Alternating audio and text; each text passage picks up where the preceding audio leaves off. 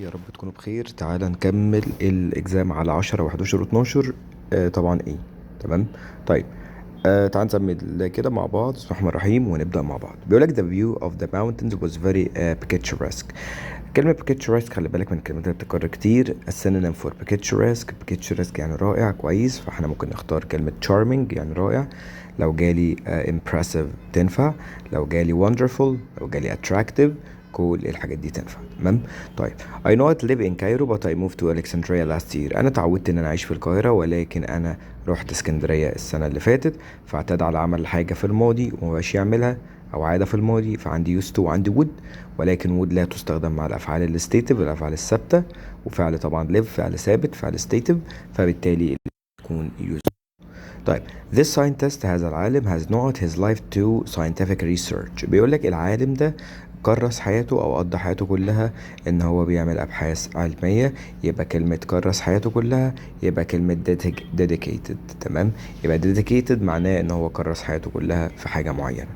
A temple المعبد is a building space for religious reason. ان هو اتبنى ل طبعا اسباب شويه متعلقه بالدين. يبقى temple is building اللي اتبنى. تمام. طيب اللي اتبنى او اللي بيتم استخدامه، اللي بيتم استخدامه دلوقتي هو طبعا مبنى بيتم استخدامه لاسباب دينيه. فدلوقتي احنا بنقول او لاغراض طبعا دينيه، فاحنا بنقول دلوقتي which. طيب يا مستر لو انا قلت which used يعني المتحف ده او المعبد ده هو اللي بيستخدم. طب بيستخدم ازاي؟ ما ينفعش، فاجابه دي ما تنفعش. طيب يبقى المفروض اقول which is used اللي بيتم استخدامه. طب انا ما عنديش يا مستر which is used، مين اللي بيحل محلها؟ انا ممكن اشيل التكوين ده كله واحط بس التصريف التالت للفعل، فاقول بس used. يبقى temple is a building used اللي هو معناه which is used. ماشي. for religious reason ليه يستخدم؟ لأسباب طبعا دينية. It's a wonderful location هو يعني موقع كويس أو اللوكيشن بتاعه حلو. On the north of the river Nile على نهر النيل. يبقى على ضفاف نهر النيل. يبقى كلمة banks خلي بالك. يبقى كلمة banks معناها بتيجي مع الريفر أو الريفرز عامة معناها ضفاف النيل اللي هي ضفة النيل. ما تنساش ريفر نايل أو أي نايل بيجي مع البانكس. تمام. مش بانك اللي هو بنك، لا بانك معناه ضفة. طيب he knew about the bad news he seemed very sad. اكيد عرف عن الاخبار، اكيد ما عرفش عن الاخبار، مش عارفين لسه، بس بيقول لك هو شكله زعلان جدا يبقى عارف. يبقى he must have known. must have known او must have وتصريف ثالث معناه ان انت متاكد ان حاجه حصلت، وطبعا انت شايف التاكيد ده بالدليل اللي انت شايفه قدامك. طيب بعد كده بيقول لك there are a large variety of goods in the shops. بيقول لك في تنوع variety عندك في المنهج. تنوع للبضائع في المحل ده. كلمة تنوع معناها ايه؟ يعني معناها collection يعني اكتر من حاجة. تمام. يبقى ما تنساش. طيب بعد كده he is not in an Asian language and English. بيقول لك هو يعني في اللغة الآسيوية واللغة الإنجليزية هو كويس فيهم. طب يا مستر مش دول لغتين؟ لغتين يبقى هو bilingual. طب يا مستر لو جاب لي 3 لغات فيما فوق اسمها multilingual. تمام. طيب بعد كده بيقول لك what is space to help. ايه اللي يعني اللي هم عملوه ان يساعد، او ان هم عملوا ايه عشان يساعدونا؟ طب يا مستر انا عندي كود وعندي هاف. طب يا المستر كان قايل لي ان كود هاف وشود هاف واي حاجه مع هاف بتيجي بعدها تصريف تالت. طب ما تيجي كده نشوف واحده واحده. could they have done هي دي الاجابه. تمام. طيب لان would they had احنا قلنا طبعا could وشود وwould واي حاجه زائد have، يبقى بي ما تنفعش. سي ما تنفعش لان بعد have جالي did، ودid ده التصريف التاني وليس التالت. they could have طبعا ما ينفعش اقول what they could have، وبعدين كمان عندي do و could و have بتيجي مع التصريف التالت، فالاجابه ايه. طيب بيقول لك بعد كده the theater is a place ان المسرح هو مكان اللي many famous actors have performed اللي طبعا يعني ممثلين كتير عملوا عليه عروض يعني. طيب يبقى ده مكان، يبقى كلمة where، يبقى the theater is a place where many famous actors have performed. يا مستر طب انا عايز اتاكد عشان ما احطش which، هيقول لي دي ممكن تقلب الجملة تقول many famous actors العديد من الممثلين have performed at the theater. فانت هنا حطيت حرف جر اهو من عندك، فبالتالي بتستخدم كلمة where. تمام. طب كان امتى مستر استخدم which؟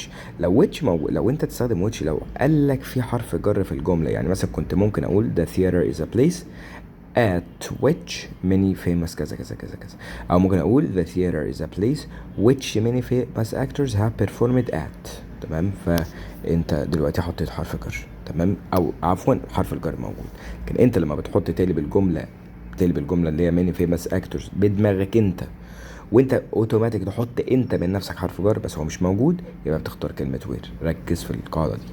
طيب many parents feel and what a sense of loss. يبقى sense كده يبقى بيقول لك ايه، العديد من الاباء بيحسوا كده سيكا ايه، سنه صغيره كده ايه بال عفوا بالضياع او بالخساره لما اطفالهم بيمشوا من البيت.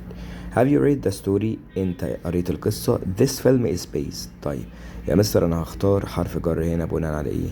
طيب دلوقتي يا مستر لو انا قلت which this film is based، طب based ايه يعني، او ايه؟ فهنا انت لازم تقلب الجملة عشان تحط حرف الجر المناسب. This film is based يعتمد on على the story، يبقى this film is based on the story. تمام. طيب يبقى انت دلوقتي عندك الإجابة ممكن تكون ايه؟ معمول طبعا من story، يبقى كلمة have you read the story on which this film is based، لأن دلوقتي الفيلم اصلا يعني يعتمد على قصة based on قصة، او الفيلم ده جاي من قصة يبقى based on قصة. تمام. طيب a country should embrace يعني تحتوي change to grow، ان هي تحتوي التغيير، يعني تبدأ ان هي يعني تحتويه وعادي تبقى flexible كده مرنة. السينونيم مرادف كلمة embrace معناه adopt معناه يتأقلم او يحتوي او يبقى مرن، كل الحاجات دي تنفع. تمام. طيب inspect طبعا يعني زي يراقب، ادكت يعني ان هو يدمن حاجة، وانتند يعني ينوي. ماشي. تعالى بعد كده in which of the following sentence is which used as a relative pronoun. relative pronoun معناه الذي والتي والحاجات دي كلها. طب بيقول لك انهي جملة من دول؟ بيقول لك ان كلمة which جاية ك relative pronoun. straws زي كده القش والحاجات دي shows show which way the wind blows، بيورينا الرياح ماشية منين. طب ده كده مش relative clause، انا عايز كلمة اللي. avoid the ford يعني ابعد عن الحتة اللي قريبة من النهر. on which اللي يعني اللي من خلالها صديقك غرق فيها، فهنا هي دي الريلاتيف بروناون. تمام.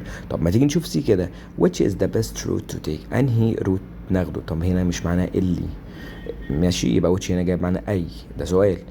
وطبعا which كريلاتيف بروناون ما ينفعش اجيبها في الاول او الجمله. تمام. which is ولا فيها سؤال لان الريلاتيف بروناون معناها اللي، فده مش سؤال. يعني انا بقول لك ان شاء الله باذن الله ايه هو التلفزيون مثلا اللي انت هتختاره، او مثلا ممكن اقول مثلا التلفزيون اللي انا اخترته اللي. تمام. طب which is the best route، اي من الروت اي من الطريق ناخده. which is better exercise، اي من الاكسرسايز كويس، اي من التمرين كويس. فده كله ده اسئله، ولكن هي الاجابه بي، فهي جايه بمعنى اللي هنا. تمام. طيب بعد كده which of the following is correct، انهي واحده من دول يعني صح. طيب sounds great، بعد ما حد يقول حاجه لازم تحط له كوما. تمام. يبقى انا عندي يا اما بي عفوا يا اما سي يا اما دي. طبعا دي مش هتنفع لان sounds great معناها ايه، تمام كويس اللي انت بتقوله، فده مش سؤال، ما ينفعش اختار دي، ولكن الاجابه سي. طيب in the end all efforts، اول ما تشوف in the end دي بتكتبها فين؟ في الانترودكشن ولا البادي ولا الكونكلوجن؟ في الكونكلوجن، في الخاتمه. يبقى ده وانت مغمض كده دي حاجه اسمها طبعا conclusion. تمام. في الخاتمه. فبيقول لك هي ده معناه بيكتبوا فين، او ده ممكن يتحط فين؟ ده يتحط في الخاتمه. تعالى بعد كده نشوف الترجمة. بيقول لك يجب أن نتخذ خطوات فعالة للحد من التلوث. يجب أن نتخذ خطوات فردية فعالة. طب تعالى نطلع فوق. individual معناها فردية. تمام.